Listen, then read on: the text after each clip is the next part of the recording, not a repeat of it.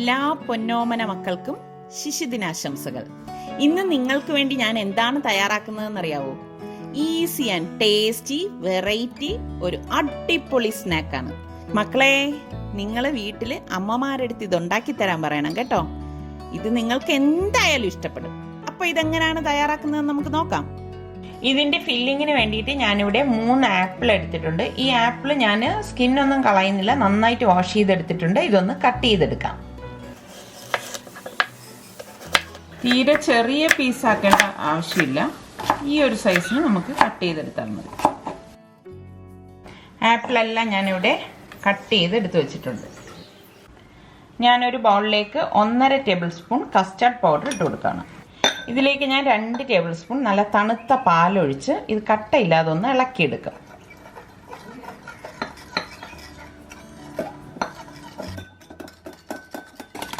ഇതിനി നമുക്ക് മാറ്റി വെക്കാം.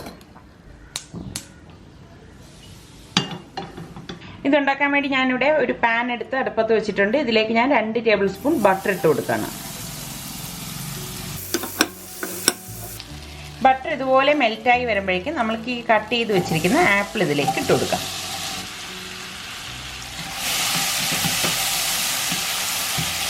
നന്നായിട്ടൊന്ന് ഇളക്കി കൊടുക്കണം. ഇതിലേക്ക് ഇനി നമുക്ക് 2 ടേബിൾ സ്പൂൺ പഞ്ചസാര ഇട്ട് കൊടുക്കാം. ഇതോടൊപ്പം തന്നെ 1 ടീസ്പൂൺ സിന്നമൺ പൗഡറും കൂടി ഇട്ട് കൊടുക്കണം, അതായത് പട്ട പൊടിച്ചത്. ഇനി ഇത് നന്നായിട്ടൊന്ന് ഇളക്കി കൊടുക്കാം. ഇത് നമ്മൾ ഒരു 2-3 മിനിറ്റ് ഇതുപോലെ ഒന്ന് ഇളക്കിയെടുക്കണം. ആ സമയം കൊണ്ട് തന്നെ നമ്മളുടെ ഈ ആപ്പിൾ വെന്ത് കിട്ടും. ഇപ്പോൾ ഇവിടെ ഒരു 3 മിനിറ്റ് ആയിട്ടുണ്ടാവും. അപ്പം നമുക്ക് ഈ കലക്കി വെച്ചിരിക്കുന്ന കസ്റ്റാർഡിൻ്റെ കൂട്ട് ഇതിലേക്ക് ഒഴിച്ചിട്ട് ഇളക്കി കൊടുക്കണം.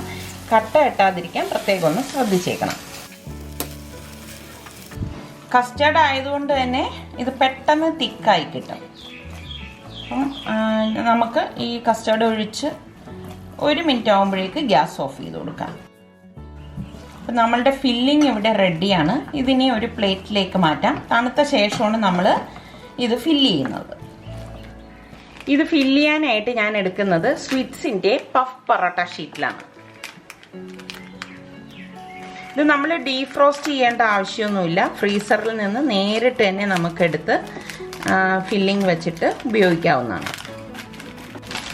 ഇത് നമുക്ക് ഈസി ആയിട്ട് തന്നെ ഉപയോഗിക്കാൻ പറ്റും. ഇത് നല്ല ഫ്ലേക്കിയാണ്, അതുപോലെ തന്നെ നല്ല പഫായിട്ട് വരികയും ചെയ്യും.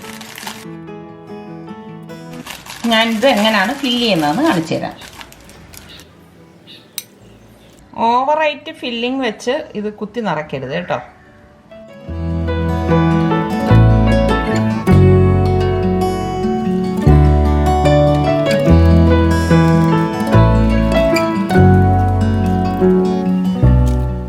നമ്മളിങ്ങനെ ഒന്ന് പ്രസ് ചെയ്ത് കൊടുത്താൽ മതി, അത് സ്റ്റിക്കായിക്കോളും. വേണമെങ്കിൽ ഒരു ഫോർക്കിൻ്റെ ഇതുപോലെ എഡ്ജ് കൊണ്ട് ഇങ്ങനെ ഒന്ന് പ്രസ് ചെയ്ത് കൊടുക്കാം. ബാക്കിയുള്ള പൊറോട്ടയും നമുക്ക് ഇതുപോലെ തന്നെ ഫില്ല് ചെയ്തെടുക്കാം. ഇതുണ്ടാക്കാൻ വേണ്ടിയിട്ട് ഞാനിവിടെ ഒരു പാൻ അടുപ്പത്തേക്ക് വെച്ചിട്ടുണ്ട്. തവ ചൂടാകുമ്പോഴേക്ക് നമുക്ക് ഈ ഫില്ല് ചെയ്ത് വെച്ചിരിക്കുന്നത് ഇതിലേക്ക് വെച്ച് കൊടുക്കാം. ഒരു സൈഡ് റെഡി ആകുമ്പോൾ നമുക്ക് മറിച്ചിട്ട് കൊടുക്കാം. തിരിച്ചും മറിച്ചു വിട്ടാണ് നമ്മളിത് വേവിച്ചെടുക്കുന്നത്. 2 സൈഡും റെഡിയായി കഴിഞ്ഞിട്ട് നമുക്ക് ഇതിൻ്റെ ഈ 4 സൈഡും ഇതുപോലെ വെച്ച് ഒന്ന് വേവിച്ചെടുക്കണം. അത് ഇതുപോലെ തിരിച്ചും മറിച്ചും വെച്ചിട്ട് എടുത്താൽ മതിയാവും.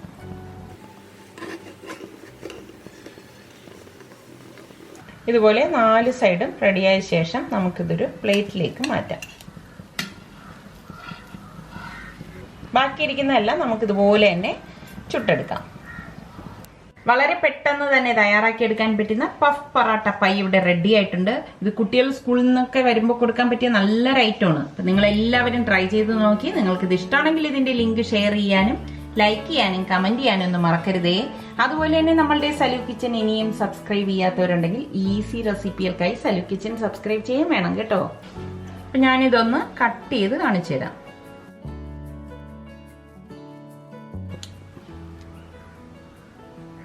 ഇങ്ങനെയാണ് ഇതിൻ്റെ ഉൾഭാഗം ഇരിക്കുന്നത്.